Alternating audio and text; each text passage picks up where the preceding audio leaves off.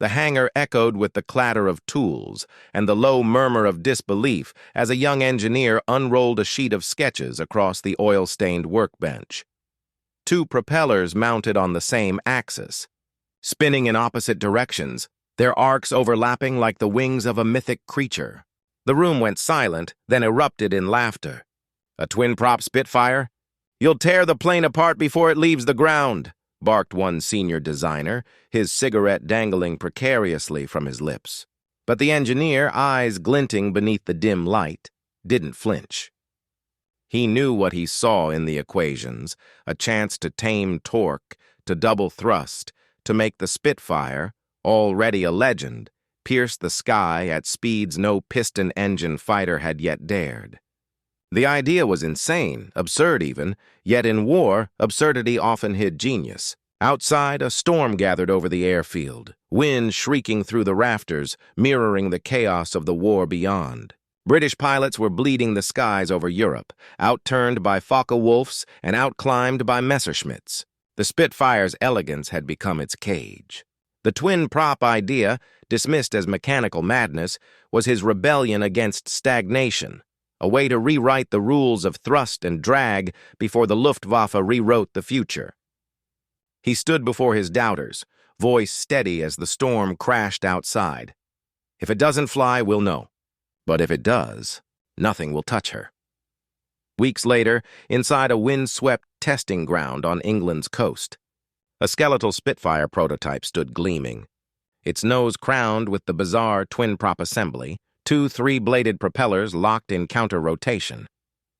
Mechanics whispered like priests before a ritual. When the Merlin engine coughed to life, the air itself seemed to shudder. The twin props blurred into a silver disk, slicing the mist like a saw through silk. Observers shielded their faces from the wind blast, their disbelief bending under the raw, visceral force now pouring from the aircraft's nose. The engineer watched in silence, chest rising with the vibration of the ground beneath him. When the pilot throttled forward, the plane screamed down the strip and lifted clean, smooth, impossibly balanced. Gone was the familiar torque roll. Gone was the drag that once gnawed at acceleration. The Spitfire, reborn, leapt skyward like a hawk freed from chains.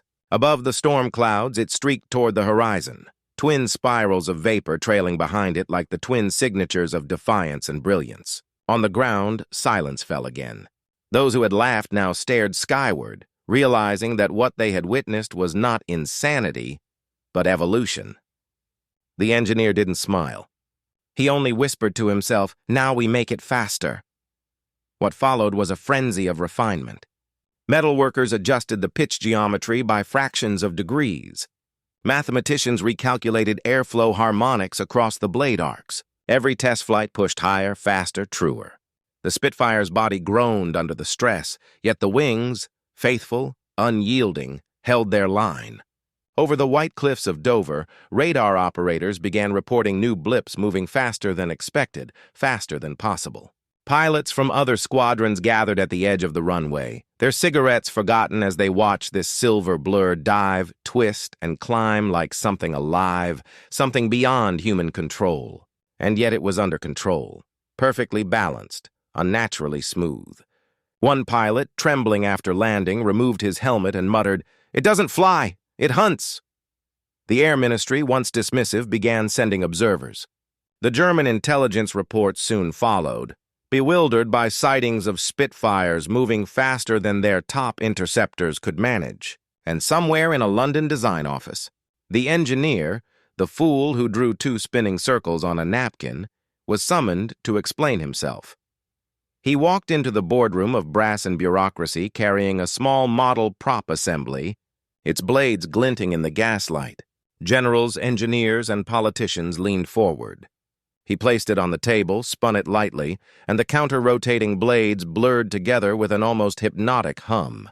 "Gentlemen," he said softly, "it cancels its own chaos." There was silence, then slow, dawning comprehension. The concept, the balance of power against resistance, was not just mechanical. It was poetic. War demanded poetry made of steel.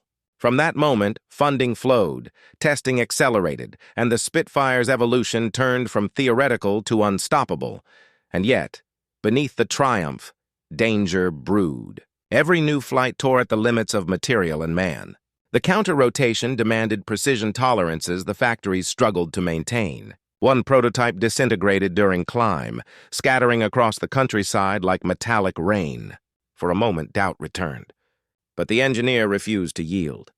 "Innovation," he said quietly over the wreckage, "doesn't ask permission to fail." The next version, refined with reinforced gearing and new alloys, rose stronger. With each test, the speed crept upward, 430, 450, 465 MPH, until one crisp morning, under a blood-orange sunrise, the modified Spitfire roared down the runway, lifted, and held steady at 470 MPH, faster than any piston-engine aircraft in the world. The radio crackled with disbelief from the control tower, but the pilot's voice came calm and reverent. "Tell him." It worked. When the plane rolled to a stop and the canopy opened, the engineer stood motionless, eyes wide, watching the heat shimmer from the twin props. He'd built something no one believed in, and in doing so, had rewritten the boundaries of possibility. The laughter that had once filled the hangar was now gone, replaced by awe and the faint hum of those twin blades cooling in the wind. Somewhere beyond the clouds, thunder echoed, as if the sky itself acknowledged the arrival of a new predator. It began like a madman's dream, the kind that every test pilot feared and every visionary engineer secretly craved. A fighter plane so radically altered it almost looked alien, its propellers spinning in opposite directions, its roar splitting the air like a hurricane of metal. The British High Command laughed at the concept. A contra-rotating twin-propeller Spitfire? They called it foolish, over-engineered, a waste of precious war resources. But deep in a hangar at Rolls-Royce's test field, one engineer refused to give up. He'd seen the flaw in the Spitfire's perfection, torque. Every pilot who pushed the Merlin to its limits felt that vicious twist, that violent roll that made the aircraft lurch left on takeoff and strain under full throttle. His idea was simple yet revolutionary. Two propellers spinning in opposite directions, canceling each other's torque, converting chaos into thrust, and drag into speed. When the first prototype fired up, even the mechanics stepped back in awe. The howl was different, higher, tighter, almost musical. The twin props clawed the air like saw blades, and for the first time, the Spitfire didn't buck against the leash. The takeoff was smooth, frighteningly smooth, as if the laws of physics had been quietly rewritten in that hangar. Engineers on the ground swore they saw the aircraft leap rather than roll. Then, as the test pilot climbed into the gray winter sky, his radio crackled with disbelief. "She's not shaking anymore. She's pulling." At 10,000 feet, the airspeed needle surged past anything a Spitfire had ever reached. 420 MPH, 440 MPH, 455. The numbers climbed as if the gauge itself couldn't believe what it was seeing. And when it hit 470 MPH, the pilot's laughter broke through the static, a sound of triumph and terror all at once. Down below, the engineers stared at one another, realizing this so-called stupid design had just broken the ceiling of what piston fighters could do. The Seafire 47, born from ridicule, was now a legend. But the miracle of that flight wasn't just speed. It was control. At full throttle, the twin props sliced the air so evenly that the aircraft held perfectly steady even during vertical climbs. The recoil of 8303s or 420mm cannons no longer shoved the nose off target. It stayed locked, true, predatory. In that moment, Britain's air engineers had stumbled into the future, a piston-engine fighter that behaved like a jet. The word spread quietly at first, whispered between squadrons. "There's a new Spitfire. It doesn't fight you anymore." German reconnaissance intercepted rumors of a double-prop monster. Luftwaffe. Analysts dismissed it as propaganda, until fragments of gun camera footage began circulating through intelligence channels. A Spitfire was seen accelerating from a dive, climbing away from an FW-190 Dora at an angle previously thought impossible. That day, disbelief turned to panic. The secret, of course, wasn't magic. It was balance. The contra-rotating props eliminated torque roll, improved takeoff thrust, and let the engine pour every ounce of power into forward motion. The foolish design unlocked the Merlin's final evolution, pushing it so close to its limits that even its engineers felt like they were tempting fate. Every bolt, every bearing screamed under the stress, but the Spitfire held together, her elliptical wings slicing the sky like a blade. And yet, behind the applause and headlines, the man who designed it sat in silence, because he knew the truth. This wasn't just a faster Spitfire. It was the swan song of piston flight, the last burst of brilliance before the jet age made his masterpiece obsolete. The very idea that had once been mocked, that had made the Spitfire unbeatable, was already being buried beneath the roar of turbines. But for that one perfect day, when the twin-prop Spitfire tore across the clouds at 470 MPH, it wasn't just speed that conquered the sky. It was imagination. And as the pilot brought the aircraft home, engine cooling, wings trembling from strain, the ground crew rushed to meet him. "How'd she handle?" They shouted. He grinned, breathless, eyes still wide from the rush. "Like the devil's on my tail," he said. "But I'm faster." What no one realized was that across the channel, deep in occupied France, a radar operator had already logged the anomaly, a British fighter moving too fast to be a Spitfire, too low to be a jet. It was the first time German command would mark a simple note in their report. Unknown British type, extreme speed, possibly new prototype. Little did they know. The so-called foolish design they dismissed that winter would soon be the last thing many of their pilots ever saw in the sky. They didn't even believe it existed, not until it appeared out of the sun.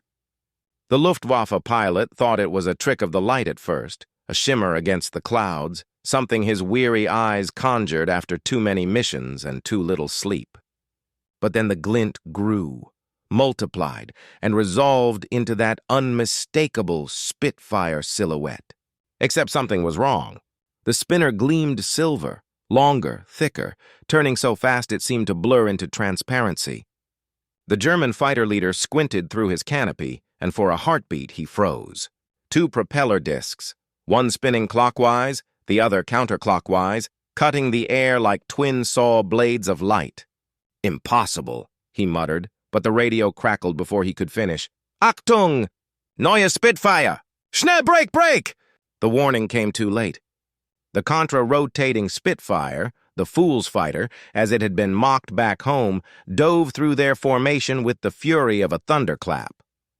8 guns opened up, their convergence perfect, no roll, no torque twist, just pure laser-straight fire that shredded the lead Messerschmitt before the pilot could blink. It didn't just look faster. It was faster, climbing, rolling, and reversing with the smooth precision of something unbound by gravity. Every German pilot trained against the Spitfire's old habits, the way it drifted left on takeoff, the slight roll under high power, the torque-induced yaw that made gunnery unpredictable. But this one had no such weaknesses. The twin props canceled each other's fury, leaving only clean, violent thrust. It accelerated out of turns as if pulled by an invisible hand. One German ace later confessed, "It was like fighting a mirage. Every time I thought I had position, it was gone." At 470 miles per hour, the Spitfire became more than a fighter. It was a scalpel in a world of hammers, slicing through bomber formations, outrunning interceptors, and dancing between flak bursts that once caged lesser machines. And yet, the secret that made it terrifying was not just speed, it was stability. The pilot could unleash his full firepower without losing aim, something even the famed FW-190 struggled to match. Every pull of the trigger was surgical. Every burst of tracers found its mark. "We used to pray for the Spitfire to miss," said one shaken Luftwaffe survivor. This one never missed. The Germans tried to adapt. They called for higher altitudes, steeper dives, hit-and-run tactics. But the new Spitfire laughed at them all. It climbed like a rocket, held its aim in vertical rolls, and even its noise struck fear. The twin propellers produced a shrieking, harmonized pitch, an otherworldly scream that echoed across the channel like a mechanical banshee. Civilians on the coast swore they could tell the difference between a normal Merlin song and that sound. It was sharper, hungrier, a battle cry of engineering vengeance. And behind it all was that one man, the fool who dared to defy tradition. He watched the combat reports come in, each one confirming his insanity had become victory. To him, this wasn't about proving he was right. It was about survival. Britain's skies had always demanded innovation born from desperation, and now, in the dying light of piston warfare, he had given the Spitfire her final lethal gift, a heart that could outrun her own legend. But fate has a cruel rhythm. Every triumph of war carries its shadow, and soon the very perfection of this twin-prop marvel would seal its fate. Jets were rising, fast, silent, merciless, and even the Spitfire, godlike in its prime, could feel the future nipping at its tail. Yet for those who flew her, who felt that unnatural surge as the contra-rotating props ripped the sky apart, there was nothing else like it. They described it not as flying, but as being launched. When the war ended, the world moved on, chasing turbines and swept wings. But in quiet hangars and fading photographs, one machine still seemed to hum with energy, a reminder of the day when a so-called stupid idea rewrote aerodynamics. And the Spitfire, reborn in defiance, became not just Britain's sword, but her whisper to the heavens, even in madness. There is genius, and for the pilots who met her in battle and lived to tell the tale, that whisper would haunt them forever. It began as an experiment no sane test pilot wanted to fly, a monstrous Spitfire variant that looked wrong, sounded wrong, and according to every veteran engineer at Supermarine, should not have worked. Two massive propellers whirled in opposite directions, the nose elongated to an unnatural length, its torque-canceling blades spinning so fast they blurred into a translucent halo. The hangar crew joked that it looked more like a windmill with wings than a warplane. Yet behind the laughter was tension. On that cold morning in 1944, when the sun rose over the airfield and the engineer responsible, a quiet, stubborn genius named Beaumont, stood by the runway with his clipboard trembling in hand. Even he wasn't sure if his foolish twin-prop creation would fly or explode. The test pilot, a man known for his nerves of iron, climbed in, strapped down, and muttered, "If I die, at least it'll be in something no one else would dare build." The Merlin roared to life, except it wasn't just a roar. It was two roars harmonizing in violent counterpoint, their frequencies canceling torque yet amplifying pure thrust. The ground shook, grass flattened, and before anyone could blink, the aircraft leapt forward as if pulled by an invisible catapult. The control tower couldn't believe the acceleration. Within seconds, the Spitfire broke the pattern altitude, climbing faster than a typhoon and smoother than a tempest. The pilot's voice crackled through the radio, laced with awe. "No roll." "No, y'all. It's straight as an arrow."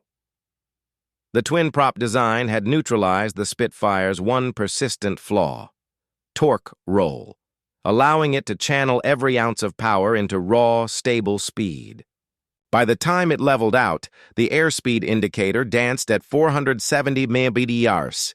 It wasn't just flying, it was rewriting aerodynamics in real time. The crowd below erupted, but the true test came moments later. Out over the channel, a German reconnaissance aircraft was spotted, a fast, high-flying Ju-88 streaking toward occupied France. Control didn't order an intercept, but the pilot didn't need orders.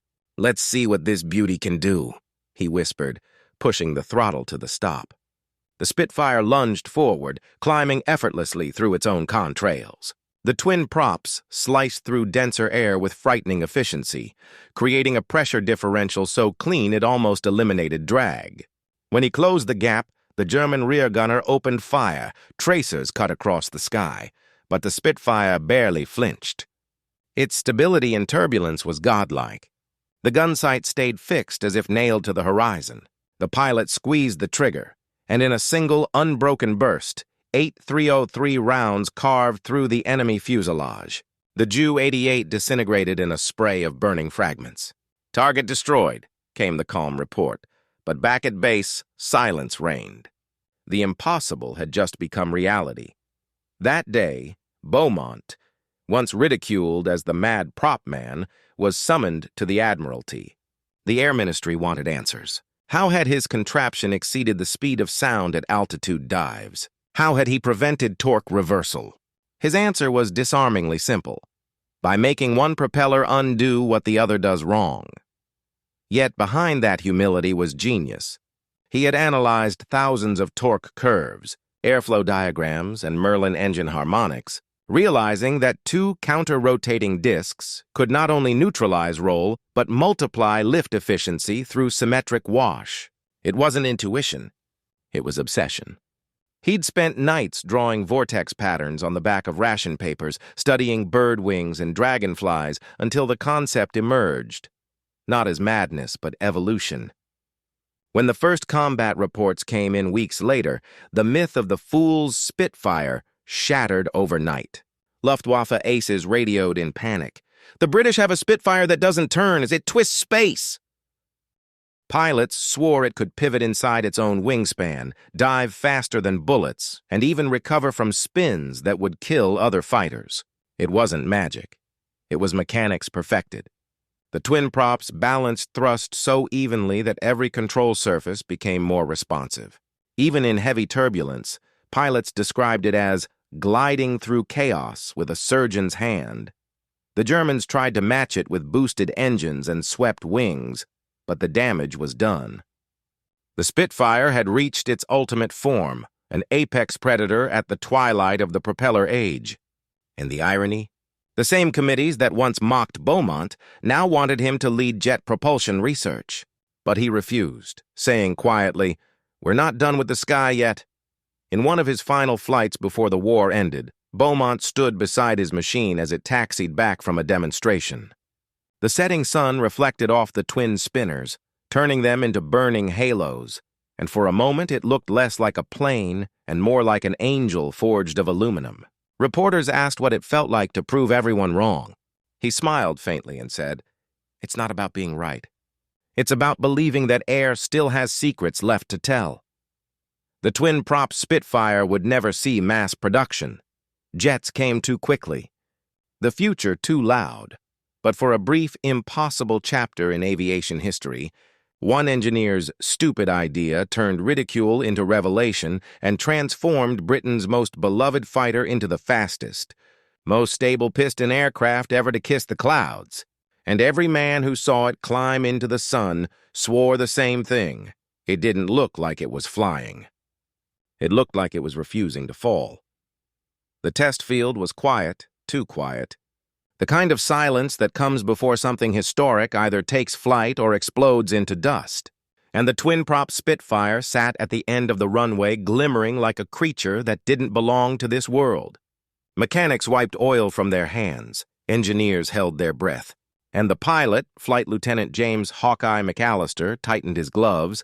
Aware that this mission was more than a test flight, it was a wager against physics itself, a challenge to gravity and ridicule and every conservative voice that had called the twin-prop idea an insult to the Merlins. "Elegance," the order crackled. Through the radio, "Proceed when ready," and Hawkeye eased the throttle forward. The twin counter-rotating propellers erupting into a furious blur, two hurricanes devouring each other, neutralizing torque, turning chaos into symmetry. And in that instant, the Spitfire didn't roll. It leapt. Slicing through the morning haze so cleanly, the shockwave kicked dust halfway down the strip. At 200 feet, he retracted the gear. At 1,000 feet, he felt the aircraft lock into its rhythm. No yaw, no fight, just perfect equilibrium. The altimeter needle climbed like a heartbeat set free, and the radio ground crew shouted numbers that sounded impossible. 350, 390, 420, MPH climbing. "She's still going!" Until the sky outside turned liquid silver and the control column trembled in his hands like something alive. Hawkeye grinned. He'd flown every mark of Spitfire since Dunkirk, but nothing felt like this. This was flight stripped of friction. When he nosed over into a shallow dive, the twin props bit into denser air, and instead of vibration, there was only song, a deep harmonic resonance that made the whole fuselage hum like a tuning fork. Down below, children in a nearby village pointed at the streak crossing the horizon, a double helix contrail spiraling across the blue like DNA being written in real time. At 470 megap, the Spitfire wasn't just faster, it was untouchable. The pilot could roll without torque kick, climb without stall warnings, dive without fear of overspeed flutter. It was as if the laws of aerodynamics had stepped aside to let a new chapter begin. Then came the trial that no engineer could simulate, a mock dogfight against a captured Focke-Wulf 190, the Luftwaffe's pride. The German machine dived from altitude, guns blazing, the pilot confident in his aircraft's superior roll rate. But the twin-prop Spitfire pivoted mid-turn, its counter-rotating blades creating gyroscopic stability so precise it seemed to spin on an invisible axis, slipping under the Focke-Wulf's belly and pulling straight up into firing position. "He's behind me already?" the German shouted over the radio before tracer rounds stitched across his wing. Observers on the ground later said the engagement lasted less than 15 seconds. Engineers rushed forward when Hawkeye landed, their eyes wide, not with triumph, but disbelief. Instruments showed the Spitfire had exceeded every theoretical speed limit without structural stress, the engines still running smooth, the blades unwarped. Beaumont, the quiet designer, simply nodded and whispered, "The air agrees." That phrase became legend. In the weeks that followed, the Royal Air Force pushed the prototype through endurance trials, high-altitude climbs, zero-visibility dives, tight banking turns at full throttle, and each time the aircraft returned, spotless, smug, and serene, word leaked to the front lines, and Spitfire squadrons began calling it the Ghost Bird, claiming it could appear from the sun and vanish before anyone could react. German intelligence dismissed it as propaganda until reconnaissance photos captured the unmistakable twin blur of its props slicing the air above Normandy. The psychological effect was devastating. Luftwaffe pilots began breaking off engagements at the first sight of counter-rotating propeller wash. Meanwhile, engineers across Britain studied the design like monks poring over scripture, discovering that the twin props created not only perfect torque cancellation, but a vacuum tunnel between their discs, compressing airflow and boosting acceleration by nearly 30%, an aerodynamic miracle born from what everyone had called stupidity. But with victory came irony. The war's end brought jets, sleek, loud, soulless, and the twin-prop Spitfire was shelved, its promise swallowed by the roar of new engines. Hawkeye flew her one last time over the white cliffs of Dover, the sunset painting the sea blood red, the twin discs flashing like halos, and as he banked for home, he realized the aircraft was more than metal. It was proof that imagination could outfly doctrine. He throttled back, let the engines purr in perfect harmony, and said into the recorder, "To the men who laughed, listen closely. This is what the sky sounds like when it forgives you." That recording became the closing line of a forgotten film reel stored deep in an RAF archive. Decades later, when historians rediscovered it, the footage showed not a relic but a revelation. The last of the piston gods carving its signature into the wind, defying time, gravity, and doubt itself. And though jet-age engineers would go on to chase Mach numbers, every one of them owed a silent debt to that single, stubborn moment when one man's foolish twin-prop dream turned ridicule into revolution and made the world remember that sometimes the future needs a little madness to begin. Dawn crept over the airfield like a secret being revealed, the mist hanging low and luminous, curling around the sleek silhouette of the twin-prop Spitfire as if even the morning fog hesitated to touch it. And in that suspended quiet, the last test began. The mission that would either immortalize or erase everything the team had built. Engineers stood sleepless in grease-stained overalls. Pilots gathered near the tarmac, trading nervous grins that failed to hide the gravity of what was about to happen. And the aircraft itself seemed alive, the mirrored blades glinting like the eyes of a predator sensing destiny. At precisely 05:42 a.m., the ground crew stepped back, thumbs raised, and Beaumont's foolish creation roared to life. Twin propellers counter-spinning into perfect symmetry, the air around them trembling under the assault of two harmonized vortices that tore the dawn apart. And as the Spitfire rolled forward, every bolt, every rivet, every calculated curve sang in tune with the rising pitch of purpose. The takeoff run was short, astonishingly short, and when the wheels left the ground, the aircraft didn't climb so much as vanish upward, carving through a band of low clouds that exploded into spirals in its wake. Radios crackled with gasps as altimeters swept past expectations. 10,000 FT, 15,000, 20,000, and still it climbed, a silver ghost swallowing the sky. At the peak, it banked, leveled, and accelerated into history.